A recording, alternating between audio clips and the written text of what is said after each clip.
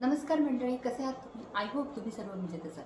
It's all about books या माझ्या बुकट्यूब चॅनलच्या ब्रँड न्यू एपिसोडमध्ये मी नंदिनी तुम्हा सर्वांचं खूप खूप मनापासून स्वागत करते.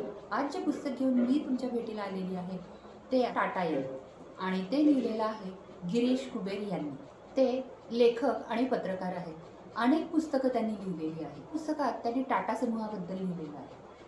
टाटा हे भारताचं असं एक नाव जे केवळ कंपनी नाही तर तो एक विश्वास आहे. टाटा म्हणजे फक्त नाव नाही तर ती आहे 100 वर्षाची मूल्यांची परंपरा. जेव्हा उद्योग आणि सामाजिक मूल्य एकत्र येतात आणि उद्योगाला माणुसकी दिली जाते तेव्हा निर्माण होतं टाटा यांनी. ही कथा फक्त उद्योजकतेची नाही तर ती आहे उदात्ततेची. टाटा म्हणजे ब्रँड नाही, तो एक विश्वास आहे. हे पुस्तक केवळ औद्योगिक घराण्याचा इतिहास नाही तर तो आहे भारताच्या निर्मितीचा एक प्रेरणादायी स्रोत. या पुस्तकात टाटा समूहाचा उदय, संघर्ष, समाजसेवा आणि नेतृत्व यांची मांडणी आहे. उद्योग, अर्थकारण व इतिहास यांचा उत्कृष्ट संगम आहे. टाटांच्या प्रत्येक पिढीने स्वप्न पाहिली व ती प्रत्यक्षात उतरवण्यासाठी खूप धडपड केली. त्यांची ही धडपड, ही मेहनत पाहून मला तर म्हणावंसं वाटतं, हजारो ख्वाहिशे ऐसी कि हर ख्वाहिश पे दम निकले, बहुत निकले अरमा मेरे फिर भी कम निकले. मुसेरवांजी टाटा यांनी मुंबई गाठली व कसलाही अनुभव व अर्थसहाय्य पाठीशी नसताना त्यांनी व्यवसाय सुरू केला. जमशेदजी टाटा यांनी त्यांच्यापासून उद्योगाला नवीन कलाटणी दिली. Tata steel, Tata power, Tata Motors अशा अनेक कंपन्यांची सुरुवात त्यांचं स्वप्न होतं. मग तो पोलाद उद्योग असो किंवा जलविद्युत निर्मिती केंद्र असो. टाटा समूहाचा विस्तार होत असताना JRDंना प्रचंड संघर्ष करावा लागला. त्याचं कारण होतं तत्कालीन राजकीय वर्तुळ आणि लायसन्स राज. जेव्हा भारताने खुली अर्थव्यवस्था स्वीकारली तेव्हा टाटांनी खरी भरारी. त्यानंतर टाटांनी विमान वाहतूक सेवा सुरू केली, ती म्हणजे एअर इंडिया. त्यांचं एक वाक्य आताही लक्षात राहतं, ते म्हणजे profit is not only aim of business, people are. ही भारतीय मोटार, इंडिका, नॅनो यांच्या उद्योगाची सुरुवात देखील टाटांचीच. टाटांच्या व्यवसायात नफा होता पण त्याहून अधिक होता मूल्यांचा ठेवा. 1990च्या दशकात रतन टाटांचं नेतृत्व सुरू झालं आणि टाटांनी आंतरराष्ट्रीय स्तरावर यश मिळवलं.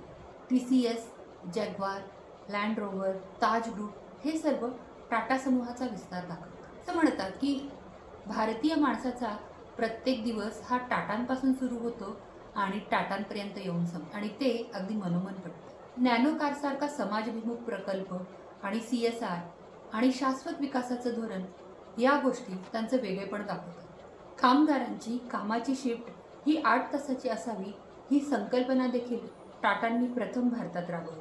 National centre for the performing art, cancer research centre, Tata institute of fundamentals research यांच्या ह्या योगदानांची यादी फार मोठी आहे. एकीकडे मुंबईतील म्हशींचे गोठे कुठे असावेत, किती असावेत यांचा अभ्यास करून घेणाऱ्या जमशेदजींनी जपानमधील रेशीम लागवड उत्पादनाचे जाणकार लोक आणून म्हैसूर परिसरात रेशीम उद्योगाची मुहूर्तमेढ रोवली. हीच प्रकल्पाविषयी ऐकल्यावर ब्रिटिश अधिकारीही चक्रावून गेले होते. कापड गिरण्या चालवतानाही त्यांच्याकडे जगातील सर्वोत्तम माग होते. तर टाटा समूहाचा सगळा डोलारा रतन टाटा यांच्या हातात आला. रतन टाटा आपल्यासारखेच आहेत. ते फायदा मिळवण्यासाठी कोणतीही तडजोड स्वीकारणार नाही, हा JRDंना विश्वास होता.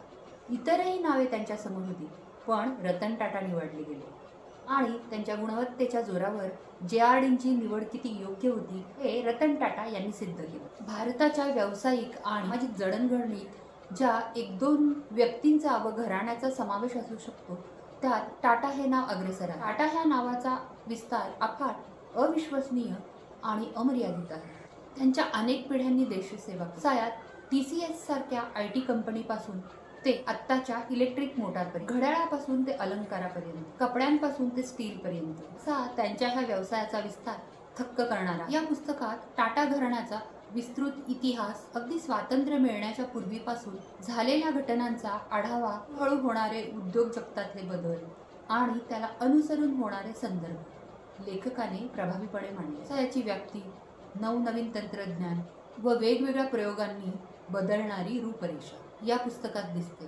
त्यात टाटा कुटुंबाचा असणारा फार मोठा वाटा. इतर अनेक गोष्टी तुम्हाला यात वाचायला मिळतात. प्रत्येकाने वाचावं असं हे पुस्तक आहे. टाटा समूहाच्या वाटचालीत समकालीन राजकीय घटना, पडलेले पडसाद, त्यातून जन्माला येणारा संघर्ष व संघर्षाची ठिणगी पडून पूर्ण देशच घडवून आणणाऱ्या अशा अनेक गोष्टी यात आहेत. प्रत्येक व्यवसायाच्या मागील कथा, त्यांचे विचार, त्यात उद्भवलेल्या अडचणी, संघर्ष, त्यावर केलेले उपाय, जी समाजात, देशात आणि आर्थिक जगात झालेली वाटचाल आपल्याला या प्रेरणा देते. इंग्रजीतून टाटांवर अनेक पुस्तके लिहिली आहेत.